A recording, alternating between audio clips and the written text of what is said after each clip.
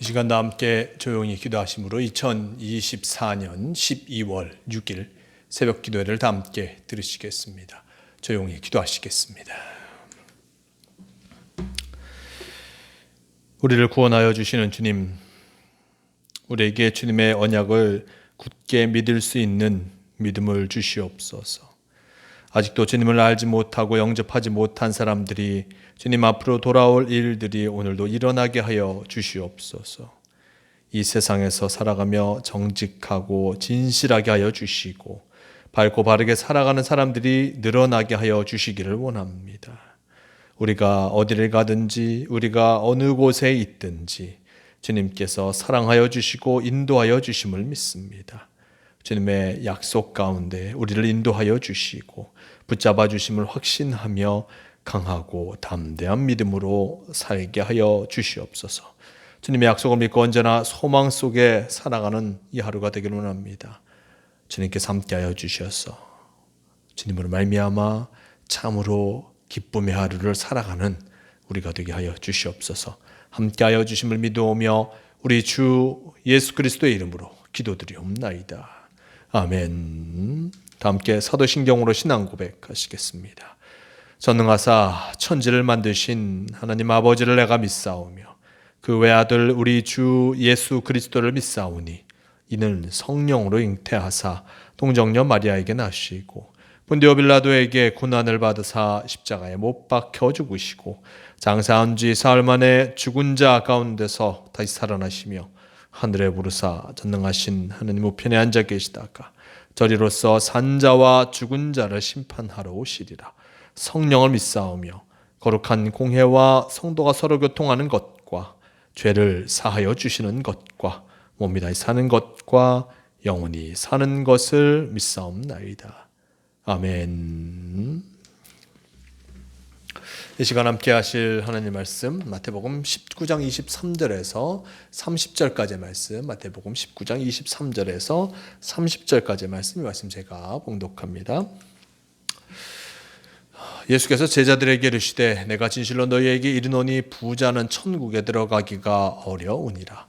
다시 너희에게 말하노니 낙타가 바늘귀로 들어가는 것이 부자가 하나님의 나라에 들어가는 것보다 쉬우니라 하시니 제자들이 듣고 몹시 놀라 이르되 그렇다면 누가 구원을 얻을 수 있으리이까? 예수께서 그들을 보시며 이르시되 사람으로는 할 수 없으나 하나님으로서는 다 하실 수 있느니라. 이에 베드로가 대답하여 이르되 보소서 우리가 모든 것을 버리고 주를 따라 싸운데 그런즉 우리가 무엇을 얻으리이까? 예수께서 이르시되 내가 진실로 너희에게 이르노니 세상이 새롭게 되어 인자가 자기 영광의 보좌에 앉을 때에 나를 따르는 너희도 12 보좌에 앉아 이스라엘 12 지파를 심판하리라. 또 내 이름을 위하여 집이나 형제나 자매나 부모나 자식이나 전토를 벌인 자마다 여러 배를 받고 또 영생을 상속하리라. 그러나 먼저 된 자로서 나중되고 나중된 자로서 먼저 될 자가 많으니라. 아멘. 네, 오늘 말씀 마태복음 19장 23절에서 30절까지의 말씀을 통해서 누가 구원을 얻을까라는 제목으로 함께 말씀을 나누려고 합니다.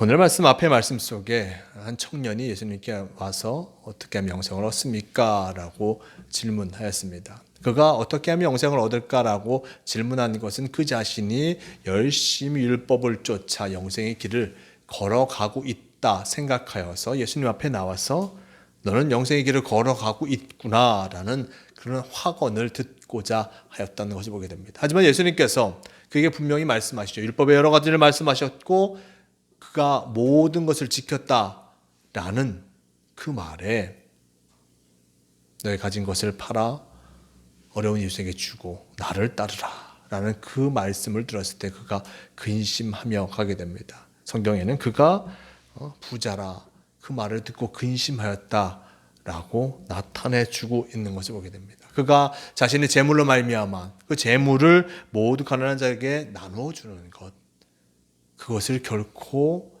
받아들일 수 없었고 이것이 참으로 힘든 일이었다는 것을 보게 됩니다. 그가 이전에는 자기가 열심을 다하여서 율법을 쫓아 살았다고 생각하였습니다. 살인하지도 않았고 이웃을 사랑하는 그 모습을 늘 보았고 선한 일을 해왔고 그럼을 통해서 자신이 구원받을 만한 자, 영생의 길을 걷는 자라 생각하였지만 예수님의 말씀에 그는 무너지고 말았습니다. 자신의 재산 그것을 생각하니 참으로 힘들 수밖에 없었습니다. 이렇게 부자 청년이 예수님 앞에 근심하며 지나가는 것을 보신 예수님은 제자들에게 말씀하십니다. 23절 말씀, 부자는 천국에 들어가기가 어려우니라 라고 전하고 있습니다. 부자는 천국에 들어가기가 어렵다라고 얘기하고 있습니다. 말씀 속에 계속해서 말씀하십니다. 24절, 다시 너에게 말하노니 낙타가 바늘귀로 들어가는 것이 부자가 하나님의 나라에 들어가는 것보다 쉬우니라. 제자들이 듣고 몹시 놀라 이르되 그렇다면 누가 구원을 얻을 수 있으리이까? 예수께서 그들을 보시며 이르시되 사람으로서는 할 수 없으나 하나님으로서는 다 하실 수 있느니라 라고 전합니다. 부자는 천국에 들어가기 어렵다. 그 재물에 자신의 마음이 쏠려 있는 마음을 돌리기가 어려운 것이었습니다. 부자 청년도 마찬가지였습니다. 자신이 갖고 있는 그 재물을 가난한 이들에게 나누어 주는 것. 그렇게 되면 자신은 아무것도 남지 않는 것이다. 자신의 재물이 다 사라져 버린다. 라고 생각하였기에 두렵고 떨리는 것이었습니다. 그러니 근심하며 돌아가는 것이죠.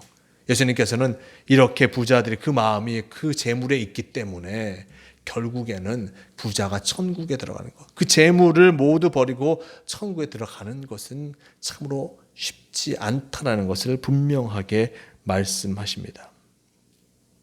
차라리 말씀 속에 나와 있듯이 낙타가 바늘귀를 들어가는 것이 쉽다라고 얘기하고 있습니다. 낙타가 바늘귀를 들어간다. 바늘귀, 아주 그 작은 그 바늘귀로 낙타가 들어가는 것. 그것이 더 쉬울 수 있을 것이다. 불가능한 것처럼 보이지만 이것이 더 쉬울 수 있을 것이다 라고 예수님께서는 말씀하고 계십니다. 제자들이 듣고 놀랄 수밖에 없습니다.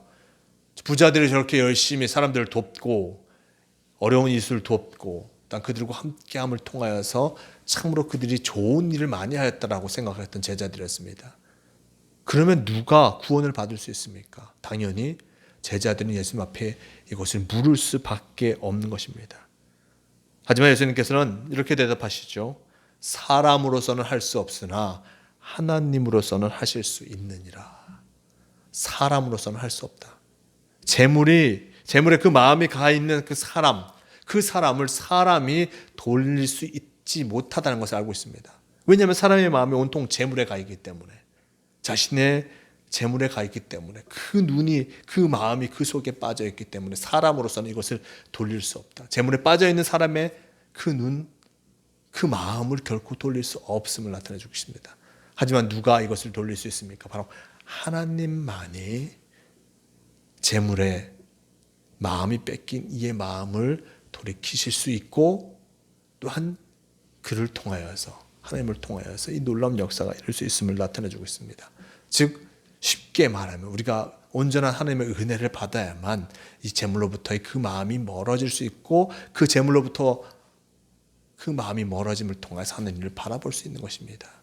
하나님의 은혜만이 이것을 가능하게 해주는 것임을 우리는 잊지 말아야 할 것입니다. 하나님을 온전히 있을 때만이 우리의 마음의 중심이 하나님과 함께 할 수 있습니다. 재물에 마음이 팔려 있다면 우리가 온전히 그 마음의 눈을 하나님을 향해 돌려야 할 것입니다. 하지만 그것은 결코 내 마음대로 누군가의 말로서 되는 것이 아닙니다. 사람의 힘으로 되는 것이 아닙니다. 오직 하나님께서 우리에게 은혜를 부어주셔야만, 하나님의 은혜를 우리가 깨달아야만 그 마음의 시선을 바꿀 수 있는 것입니다. 오직 하나님만이 하실 수 있는 것입니다. 이 말씀 속에 보면 베드로가 얘기합니다. 보소서, 우리가 모든 것을 버리고 주를 따라 싸운즉 우리가 무엇을 얻으리까? 예수께서 이르시되 내가 진실로 너희에게 이르노니 세상이 새롭게 되어 인자가 자기 영광의 보좌에 앉을 때에 나를 따르는 너희도 12 보좌에 앉아 이스라엘 12지파를 심판하리라 라고 전하고 있습니다. 제자들 자신이 모든 것들, 자신의 재산과 그리고 자신의 가정과 모든 것을 두고 예수님을 쫓고 있습니다. 부자는 재물이 있어서 재물이 있어서 그는 편안할 것이지만 일단 재물이 있어서 그들은 생각하기에 나눔을 많이 하고 선한 일을 많이 하니 천국에 갈 수 있을 것이다라고 생각하는데 그것도 아니라고 얘기하면 우리는 아무것도 없고 가족도 버리고 직업도 버리고 재산도 버리고 왔는데 과연 우리는 무엇을 얻을 수 있습니까? 라고 예수님께 물을 수밖에 없었던 것이었습니다. 그랬을 때 예수님께서 무엇이라 말씀하십니까? 너에게 이르노니 세상이 새롭게 되어 인자가 영광을 보좌에 앉을 때에 나를 따르는 너희도 12보좌에 앉아 이스라엘 12지파를 심판하리라. 나와 함께 할 것임을 예수님께서는 말씀해 주셨습니다. 그리고 29절 말씀, 내 이름을 위하여 집이나 형제나 자매나 부모나 자식이나 전토를 벌인 자마다 여러 배를 받고 또 영생을 상속하리라 라고 전합니다. 주를 위해서 헌신한 이들에게 배로 받고 영생을 상속하리라. 주님께서는 그저 사람들의 헌신을 요구하시는 것이 아니라 그 헌신을 통하여서 하나님께서 큰 은혜를 더입혀 주신다는 그 사실을 우리는 잊지 말아야 할 것입니다. 근데 마지막에 또 중요한 것을 말씀하십니다. 그러나 먼저 된 자로서 나중되고 나중된 자로서 먼저 될 자가 많으니라 라고 얘기합니다. 이 구원의 순서, 영생의 길을 걸어가는 그 순서, 구원받은 자의 순서는 결코 어느 누구도 알 수 없음을 나타내주고 있습니다.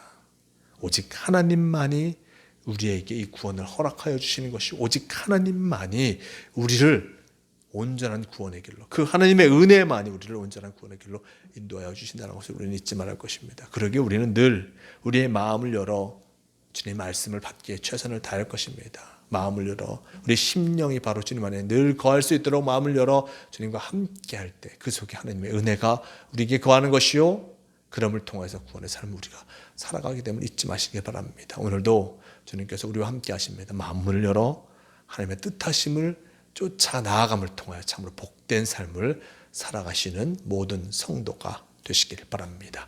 다 함께 기도하시겠습니다. 주님, 우리와 함께하여 주신 너무나 감사합니다. 우리가 어떤 삶을 살아가야 할까? 그리고 또한 우리가 참 구원의 길을 걷기를 원하는데 어떻게 하면 그 구원의 길을 걸어갈까 고민합니다.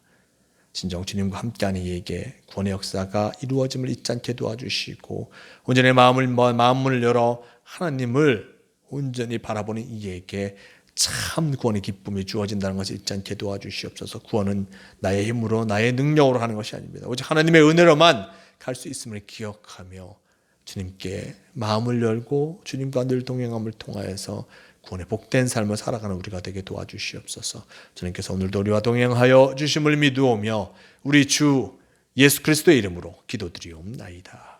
아멘. 함께 주기도문 하시겠습니다. 하늘에 계신 우리 아버지여, 이름이 거룩히 여김을 받으시오며 나라가 임하시오며 뜻이 하늘에서 이루어진 것 같이 땅에서도 이루어지이다. 오늘 우리에게 일용할 양식을 주시옵고 우리가 우리에게 죄 지은 자를 사하여 준 것 같이 우리 죄를 사하여 주시옵고 우리를 시험에 들게 하지 마시옵고 다만 악에서 구하시옵소서. 나라와 권세와 영광이 아버지께 영원히 싸움나이다. 아멘.